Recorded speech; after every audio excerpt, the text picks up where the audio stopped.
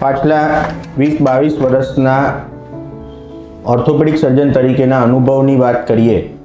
તો અમદાવાદ શહેર અને ગુજરાત રાજ્ય, તેની સાથે સાથે રાજસ્થાન, આ બધી જ જગ્યાના દર્દીઓએ અઢળક પ્રેમ આપેલો છે. શરૂઆત કેરિયરની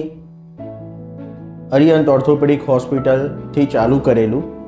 જે 15 બેડની હોસ્પિટલ છે, આંબાવાડી સ્થિત છે. ત્યાં લગભગ મહિનાની 50-60 ઓપરેશનો થતા હોય એવી રીતની હોસ્પિટલ છે અને તેમાં દર્દીઓનો અભૂતપૂર્વ સહયોગ મળવાના કારણે ત્યારબાદ ખ્યાતિ મલ્ટી સ્પેશિયાલિટી હોસ્પિટલ